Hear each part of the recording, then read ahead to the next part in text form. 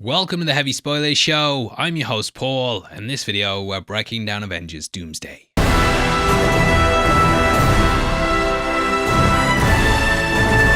CinemaCon has just had a big Disney panel in which they released a big new look at the movie. Also want to talk about some of the leaks of the movie that will hopefully add some context to what's going on and basically talk about the opening half hour. Because of that though, there will be some spoilers here, so turn off now if you don't want to know. Make sure you check out our merch store below the video as well, where we've got lots of things celebrating the movie, including our Doom shirt and also our Cyclops X-Men inspired one as well. There's big discounts too, just in time for summer, and yeah, with that out of the way, let's just get into Avengers Doomsday.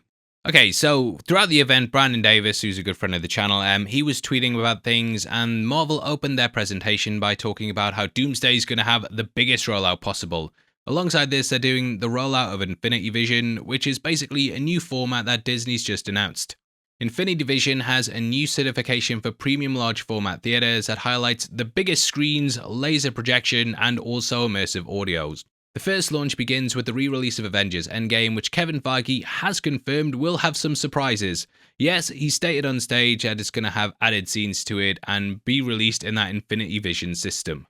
Now obviously Dune Part 3 has basically gotten all of the IMAX screens, they've booked them all up, and I think that this is Disney's move to basically try and fight against that. Losing IMAX is obviously a massive thing, but this is them basically coming out with a little, not a reverse Uno card, but something that's going to help them distribute the film and make more money, charge more for tickets, and basically show it off in the biggest format they can. So yeah, that's just quite an interesting thing, and they're going to have basically a double bill of Avengers Endgame, which will be followed by Avengers Doomsday. Feige confirmed that Doomsday also picks up where Avengers Endgame left off, and also goes all the way back to the X-Men. So that very first film he was a producer on is also going to be a big part of this as well, and it's all going to play into the big Marvel storytelling and celebration of the last 20 years.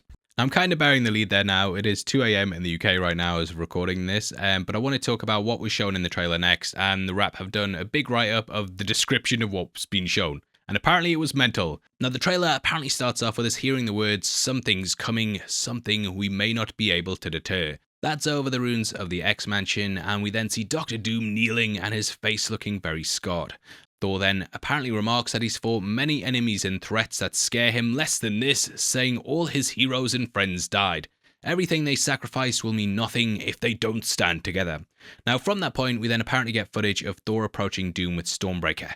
That's obviously going to be setting up a big battle between the pair. You know, Thor, Chris Hemsworth, Robert Downey Jr. in Doom, they're basically like pillars of the MCU, and we're going to see them probably fighting, though it's not the same characters in Iron Man.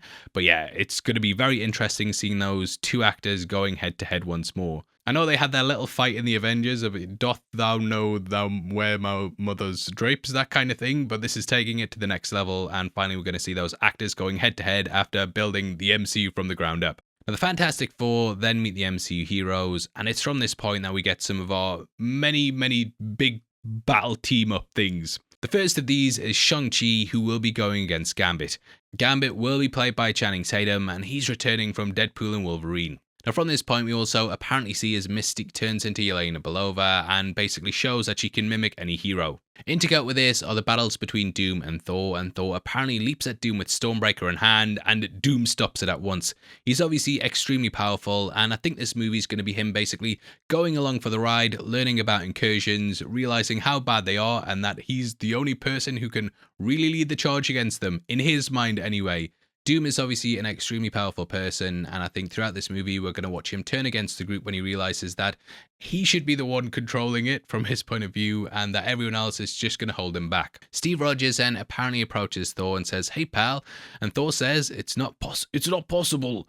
Steve then reaches for Mjolnir, and it leaves Thor's hand, which then goes to his. Obviously, you know, that's playing off the massive event from Avengers Endgame that made the crowd go wild, and it is proving that this is the real Captain America. Because yeah, I'm sure after you've seen like Mystique turn into Yelena Belova and stuff, you're a bit like, oh, what the hell is going on? Can anyone look like anyone these days?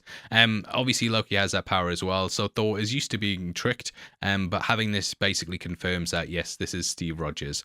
Now, as of making this, everything's still kind of hot off the press. Is that the right term? So we haven't had further descriptions beyond that. The Wrap have done a fantastic job of kind of getting everything together, but there's lots of different things, such as the X-Mansion being destroyed, which we've obviously seen in that teaser earlier. I also haven't been able to confirm whether people are looking at Doctor Doom and seeing Robert Downey Jr. or just completely ignoring it entirely. Personally, I think it will come up throughout the movie, and that'll be possibly one of his greatest weapons, in that he can get the characters to lower their guards because he's got the same face as the person who saved the universe. Beyond that, though, it does sound absolutely insane. I know a couple of people who were at the event and saw it, and they said, yeah, they were blown away by it and cannot wait to see the movie. I think what they're doing with the format as well is really, really smart. And yeah, after everything that happened with Dune, there is like a rivalry between those two films. Personally, I love Dune, but I'm a massive Marvel head as well, and it's going to be a big day at the channel.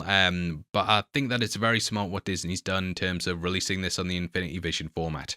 I'm a bit disappointed that they didn't release things online or give us even a little teaser, but it is still early, so, something might come over the next couple of days. The trailer hasn't leaked as of yet, but I don't know, they were allowing people to take photos in the event, and no one, that to me means, yeah, I'm holding my phone up and pretending to take a photo, but really I'm taking a video. But overall, yeah, hype is very strong for this, and yeah, I'm very excited to see what they do next time.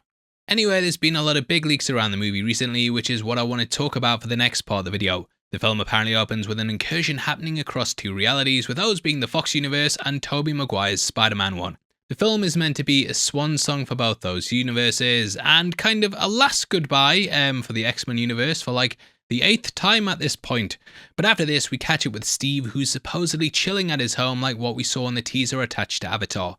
He's apparently visited by Loki and some TVA members, and we learn about what happened when he went to return the stones. He did each successfully and then saved Peggy's timeline for last. He settled down here and basically got to start off living the life he never got to have.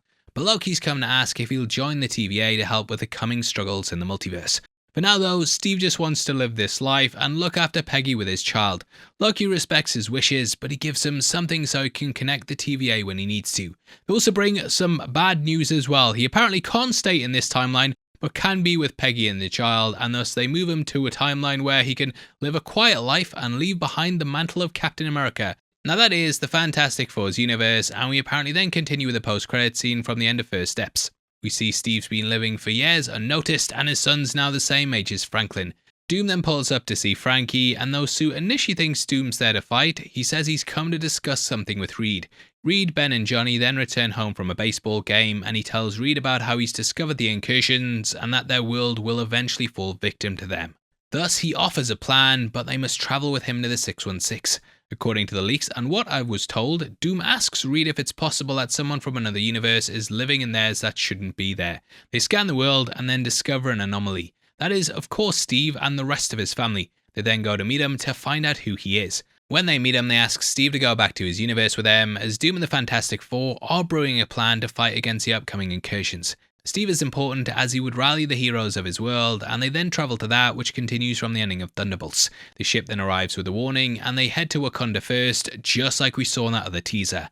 As the heroes see a young Steve Rogers, they understand something weird's going on, but the heroes are united once again for an important cause that's bigger than just their world. Everyone catches up, discussions are had, and then an incursion starts to happen.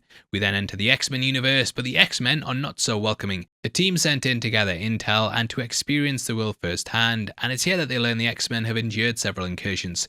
Their trust for any random person is at a low point at this point, and the incursions never cease, and there's just battle after battle. From what I've been told, this then leads into a battle of the Avengers and X-Men, and that's basically what's going to be the first big thing in the movie. Monica's also going to be there as well after the end of the Marvels, so yeah, big way to kickstart the movie. Although I have kind of moved away from covering plot leaks, because people are getting in loads of shit behind the scenes, but let me know if you want me to run through all the things I've heard about the film. I think most of them are out there already, to be fair, but yeah, it could be something worth making a video on, so if you want to see that, let me know. If you just want me to keep reviewing old movies and going over the top in depth on them, then I'm happy to do that as well and stay out of trouble. Either way, that wraps up the video, and that's everything you need to know from the event.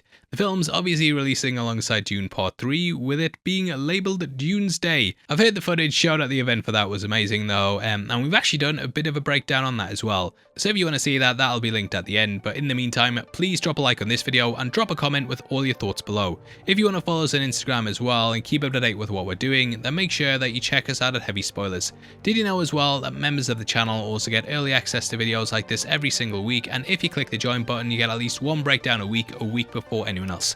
Costs just 99 cents a month, and yeah, we've tried to set it where hopefully it's not a lot to you, but if a lot of you do it, it will mean a lot to us. If you want something else to watch though, that breakdown of Dune is on screen right now as well, and yeah, huge thank you for sitting through this one. If not though, thank you anyway. I've been your host Paul, you've been the best, and I'll see you next time. Take care, peace.